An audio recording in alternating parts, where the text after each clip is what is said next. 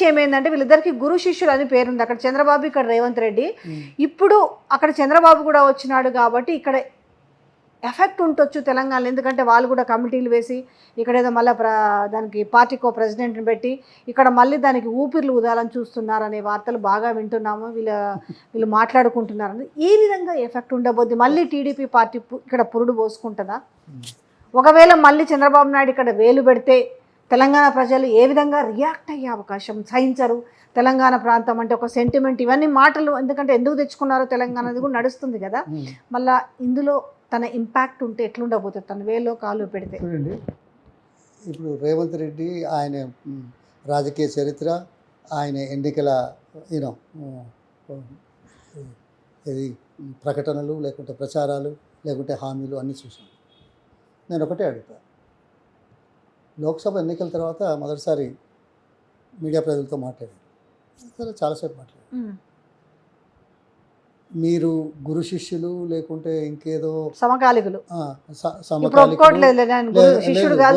శిష్యుడు అంటే ఏదో చెప్తోడు కొడతా అని అన్నాడు. ఇంకోసారి అంటే చెప్తూ కొడతాను సమకాలికులం అన్నాడు. అదే అదే మరి సహచరులము చెప్పులు ఎంతమందికి ఉంటాయో నాకు తెలియదు దేశంలో ప్రజలకు, కానీ మరి ఆయనకు ఒక్కరికే ఉన్నాయేమో. మరి అది వేరు. కానీ దయచేసి ఇది ఆలోచించాల్సిన అవసరం. నేను సబ్స్క్రైబ్ చేయ గురు శిష్యులు కానీ లేకుంటే బడే బాయ్ చోటే బాయ్ కానీ, I won't say it, but I want to ask, ఎన్నికల తర్వాత ఏం మాట్లాడేవా?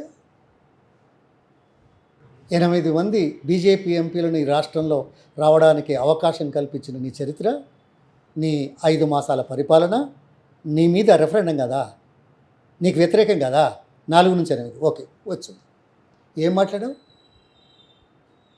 ఈయనే ముఖ్యమంత్రిగా కాంగ్రెస్ పార్టీలో ఒక ముఖ్యమంత్రి. అఖిల భారత కాంగ్రెస్లో ఏం పదవి లేదు కదా, వేరే గుర్తింపు లేదు కదా, ఈ పదవితోటే కదా ఆయనను గుర్తించేది. పార్టీ తరఫున నువ్వేం మాట్లాడావా? పార్టీ తరఫున అన్నాడు, కాంగ్రెస్ పార్టీ ఆంధ్రప్రదేశ్ రాష్ట్రానికి స్పెషల్ స్టేటస్ కట్టుబడి ఉంది అనే మాట మాట్లాడావు. మంచి రిలేషన్స్ కావాలన్నావు, నేను కాదను. కానీ ఈ మాట మొదలు ఎందుకు వచ్చింది? ఈ రాష్ట్ర ముఖ్యమంత్రిగా ఎవరైనా, నేనైనా మీరైనా ఎవరైనా ఏం మాట్లాడాలి? బీజేపీ ప్రభుత్వం 10 సంవత్సరాల్లో పార్లమెంటు సాక్షిగా ఆధునిక దేవాలయాల్లో ఆమోదించబడ్డ పునర్విభజన చట్టంలోని 5 అంశాల్లో ఒక్కటి కూడా చేయలేదు. ఖబర్దార్, ఇప్పుడైనా చేయండి. ఇప్పుడు చేసి తెలంగాణ ప్రజలకు న్యాయం చేస్తున్నామనే మాట మా డిమాండు, మీరు చేయాలి అని మాట్లాడా? ఎవరి గురించి మాట్లాడుతున్నావు? పక్క రాష్ట్రం యొక్క ఓకే మాట్లాడు, కానీ నీ రాష్ట్రాన్ని విస్మరించి, నీ అవసరాలను విస్మరించి, నీ హక్కులను కాపాడలేని దైన్యస్థితిలో ఉండి ప్రజల ముందుకు వచ్చి ఈ ముఖం పెట్టుకొని మాట్లాడితే చరిత్రహీనుడిగా మిగిలిపోతావు. ముఖ్యమంత్రి కావచ్చు, ఎన్ని రోజులు ఉంటారనేది అసందర్భం. ప్రజలకు ఉన్నప్పుడు ఏం చేసామనేది ముఖ్యం, అంతే కదా. ఏముందిలే, మొన్నటి వరకు ఏదో జరుగుతుందని భయం ఉండే, కానీ ఇంక ఇప్పుడు అక్కడ అదే ఆయన సహచరుడు ఒకడు కేంద్రంలో చక్రం తిప్పుతుండు కాబట్టి ఇంకైనా సీటు పదిలం అనేది ఒక చర్చ కూడా సాగుతుంది కదా. ఏమో ఇద్దరు భాగస్వామ్యంలో ఉన్నాడు కాబట్టి ఇప్పుడు ఇక ఎందుకంటే కీలకమైనవి, ఎందుకంటే సంకీర్ణ ప్రభుత్వం ఆడ కూడా సింగిల్ మెజార్టీ రాకపోయే, చంద్రబాబు ఆడిచ్చినట్టుగా సరే మోదీ ఖచ్చితంగా ఆడాల్సిందే అనేది చర్చ కూడా జరుగుతుంది. ఎవరిని ఆడిస్తారో ఎంతసేపు ఆడిస్తారో చూస్తలేవా? ముఖ్యమంత్రిగా ఉన్నప్పుడు ఏమైనా చేయగలిగాడా? గతంలో ముఖ్యమంత్రిగా ఉన్నప్పుడు ఏమైనా చేయగలిగాడా? దానికోసం అవును. ఇప్పుడు ఇంకొక చర్చ, సరే మనకు ఎట్లాగూ ఆ రోజు విడిపోయింది, విభజన హామీల్లోవి ఏవి కూడా తెలంగాణకు రావాల్సినవి రాలేదు.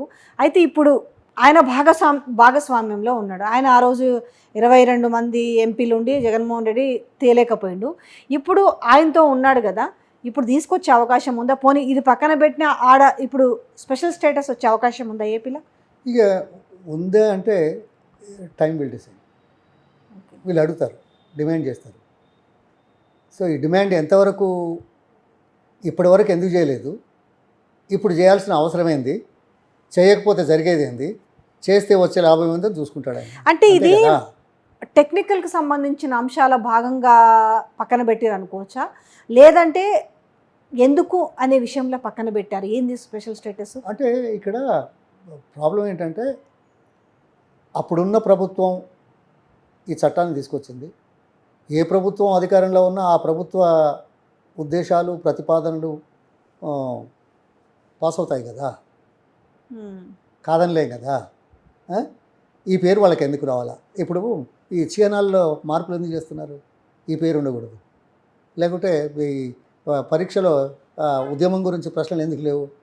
ఆ చరిత్ర ఉండకూడదు. అంతే కదా. కొంచెం నిజంగా సిల్లీనా narrow-minded. దారుణమా ఏం మాట్లాడాలో కూడా తెలియని పరిస్థితికి తీసుకొస్తున్నారు నిజంగా. Narrow minded. అందుకోసం చేస్తారా చేయరా అనే ప్రశ్నకు సమాధానం రాజకీయ పునరేకీకరణ, రాజకీయ ఒత్తిళ్ళు, అవసరాలే నిర్ణయిస్తాయి తప్ప మనకు పేరు వస్తుందని చేసేటికైతే కావు.